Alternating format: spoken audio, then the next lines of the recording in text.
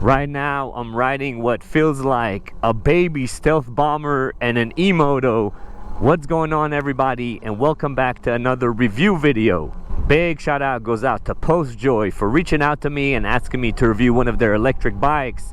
This is the GT16 model. In this review, I'm gonna go over everything there is to know about this electric bike. But first, let's get started with the specs. So this is the PostJoy GT16 electric bike.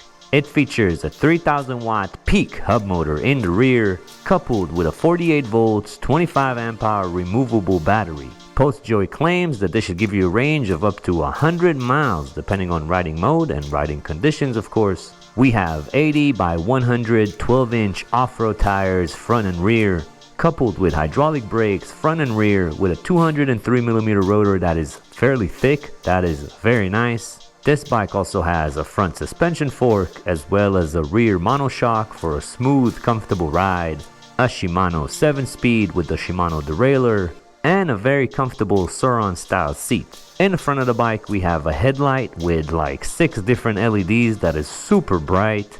And in the rear we have a taillight and an active brake light. That is always good. The total weight of this bike is 99.2 pounds with the max load capacity of 365 pounds. And up on the handlebars we have our rear brake, a half twist throttle, and our Shimano gear changer. In the center we have a nice color display. And on the left side we have our front brake, our on, off, and mode selector buttons, headlight switch, and a horn. And that is pretty much it for the specs. Now, as far as the price, this model goes for $999. Now, I will have a discount code along with a link that will be in the description down below if you're interested in this model. But let's not waste any time and jump straight into our speed test. Now, before we do the speed test, I do want to quickly show you the starting procedure. This battery does have an on-off switch, which needs to be turned on in order for the bike to turn on. That is over here underneath this cover, where you can also find the lock to remove the battery and the charge plug. So flick that button on and then close it. And this bike also comes with 2 NFC cards, as you can see here. So once the battery is on, we have a power button. You hold that for a few seconds, and then it's going to ask for the NFC card. You put that up to the screen and the bike will turn on. Now, I hope you guys can see the screen well because it's very bright out, but this bike has 5 pedal assist modes.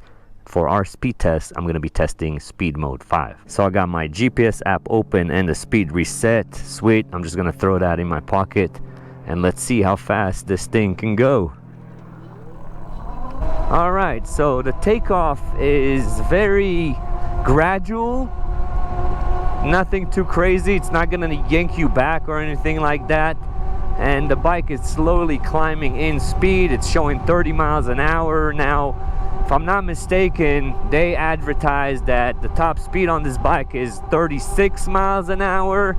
I think that is done with no load, so I highly doubt we're gonna get anywhere near. If I can get anywhere near 30 miles an hour, that'll be great success.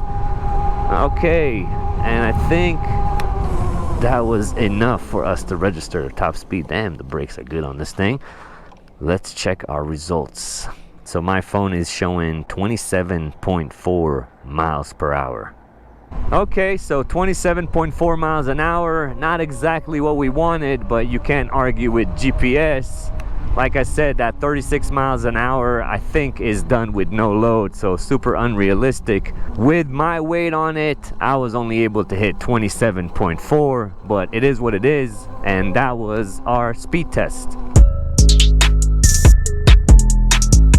Now let's talk about the riding experience, and like I said in the intro, this literally feels like a baby stealth bomber. I love the way this bike looks, very nice. And as far as the riding experience, even though it's small, it fits me perfect. It's really, really nice. Very nimble with these tires, very agile. I feel like the center of gravity with this battery is very nice as well, and that makes the bike feel planted to the ground and fairly stable. Let's see how stable this thing is. Okay, not bad. just that it's so small, any slight movement from your body will kind of move it side to side, but overall fairly stable, especially on these dirt tires. Now, as far as the brakes, these are some of the better brakes I've seen on an e-bike. 203 millimeter rotor, that's fairly thick, good hydraulic brakes, and let's see, I'm making my way up to about 20 miles an hour, and they stop on a dime. Really good brakes, and these are brand new, which means as soon as they bed in, they will become better. Very impressive, and definitely adds to the riding experience. Check this out. So this is our fork. Very nice, actually. As far as the rear shock, it's decent, but it's okay where it's at. It's nothing too crazy. It's right on the edge of where I like the monoshocks to be. Let's see how this thing does over a bump real quick. Oh yeah, very smooth. Now let's see if this thing likes a little curb hop over here. Oh man, that was good. Really smooth suspension on this bike. Because it's not that heavy and this fork is on the higher end of generic, it is like a perfect match for this bike. This bike has really good suspension. I like it. So I am 5'8", 160 pounds, and even though this bike is on the smaller side, I fit on it perfect, just fine. Very natural sitting position. I'm not too hunched over or anything like that. Feels very nice and natural. As far as the pedaling, that is a little funky, so check this out. It's like a weird, it feels like a little, one of those circus bikes when you pedal on it. And because they're so low, if you're turning and hitting the pedals, they might hit the floor. But honestly, I never pedal on these. As far as the seat though, I do want to show you that very quickly. The seat is like a Sur-Ron style seat, but it's way more comfortable than a Sur-Ron seat. A lot softer and fairly comfortable for what it is. So far, I like it. As far as the tune and the pedal assist, I am a little bummed that I wasn't able to hit a higher top speed. As far as the tune itself, it's decent. It's nothing too crazy. I wish it had a little bit more punch to it, especially in pedal assist mode 5. Kind of takes a little second for this bike to get going, and it's very gradual the whole way through. You don't get like a burst of crazy energy. I wish it had that. But the throttle is very nice, where you can kind of feather it. Even though you're on the highest speed mode, you can kind of feather it, and it's not like 0 to 100, and then you can kind of go. It just takes a while for it to get going. I wish it was punchier. They say it's 3,000 watt peak, but I'll be completely honest with you, it doesn't feel like 3,000 watt peak, if I'm being completely honest. The one thing that I do like is the fact that it has 5 pedal assist modes, so plenty of options to choose from in regards to range and making your battery last. That I like. Now let's talk about the pedal assist. So I got my left foot forward. Let's see, 1 revolution, 2. Okay, so between like 1.5 and 2 revolutions to get the pedal assist going, and it's almost the same as the throttle as far as how it's picking up speed. It's like constantly climbing. It doesn't give you a crazy burst and then sustains it. It's constantly climbing until it reaches that top speed. So that's how the pedal assist works. Now it is time to try our hill climb test, and I honestly don't think it's gonna be able to make it, but let's give it a shot. I'm gonna be in speed mode 5, of course. Let's start and see, will I have to pedal at any point to help this bike? I'm doing throttle only for now. Now, this hill never comes across on camera. It's very difficult to portray, but it's at least a 20% grade. And we are already slowing down a little bit, slowing down to 15 miles an hour, but climbing, which is the important part. Are we gonna drop from 15? If we stay, oh yeah, we did. We are at 14 miles an hour now, but still climbing. The motor is struggling a bit, but climbing, and that's the important part. And wow, I'm actually highly impressed. I didn't really think it's gonna be able to make it, but we're able to make it. That's pretty decent.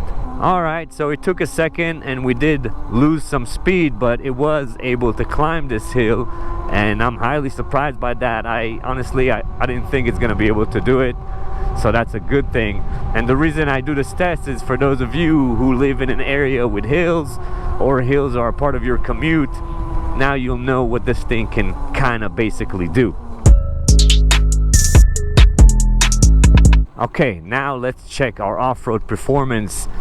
Now this thing does have some pretty nice dirt tires, and it should handle off-road sections pretty well, especially with that nice suspension. So the only thing I'm going to be testing here mainly is the power, because I know that it's good for the tires, it's good with the brakes, it's good with the suspension.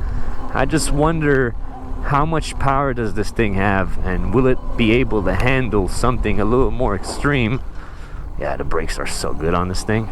The tires are pretty decent too. It's something that I don't usually test, but these are very knobby and you'll get a lot of traction, a lot of grip with these. The only issue I'm having is if you go to something that's a little too extreme, will it have enough power to handle some of those hill climbs? You know what I'm saying? That's my only concern. But so far we're doing pretty well over here. This thing feels like a go-kart almost. I know it's a weird thing to say, but that's what it feels like. Now my tires are fully pumped right now, so I'll definitely have more traction if I take some air out. But that was our first little section. Now something a little bit more demanding, and let's see how it handles this. It's a little rougher over here. Again, as far as the suspension, I know that is good, and I'm gonna lose all momentum here. We have a little mini hill climb. Let's see if it's able to do it. Okay, go buddy. Okay, so we lost some power, but it was able to handle it pretty nice. So this thing is definitely capable of doing some light trail work, that's for sure. It's kind of how I call it, light trail work. I wouldn't really take it on anything too extreme or too crazy. It just needs a little bit more power and it would be able to do it. But for things like this, it's perfect for, and actually really fun too. It feels like a little mini e-moto.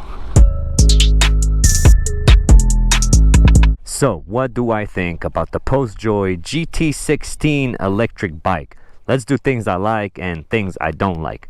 I'll start with things I like, and there are actually a lot. I love the way this thing looks. It looks sick. I like the whole fender kit that it has, like literally like a Suron kit on there. Fake carbon fiber. Now one thing I will note is this front fender, in the picture and instructions, it's supposed to go the other way around, where that small piece is in the front and the large is in the back. I don't like the way it looks, and it's actually wrong. I just went ahead and flipped it around, put it the right way it's supposed to be. I think it makes it look a little bit more meaner, a little bit more dirt bikey, and I prefer it that way. So that is something I did, and I actually like it. I like the little tires on this thing, very awesome, very grippy. I like the suspension, it is very decent. I like that Suron style seat. I have a Suron myself, so I'm familiar with that seat, and this one is a lot more comfortable, so I like that. I also really like the brakes, some of the better brakes I've ever had on an e-bike. Really, really good brakes, very important as well. I like that color display. I like that headlight, very bright, and I love having, you know, a tail light and a brake light, very important. Now let's do things I don't like, and there's two of them. One is me not being able to hit the top speed. I wish it went faster. If this thing actually hit 36 miles an hour with load on it, it would have been a blast. Such a sick bike. It's a good bike already, but it needs that extra oomph, you know what I mean, to give it that boost. So because I wasn't able to hit 36 miles an hour, I'll add that to my dislikes. And the second thing I kind of dislike, and this is something very simple that the manufacturer can change, is the way the brakes are set up. So the brakes are, again, awesome, really, really good quality. It's just that they're flipped around. So they're like mountain bike style, where the rear is on the right and the front is on the left. On a bike like this, and just coming from a Suron, I wish it was the other way around, where the rear is on the left and the front is on the right.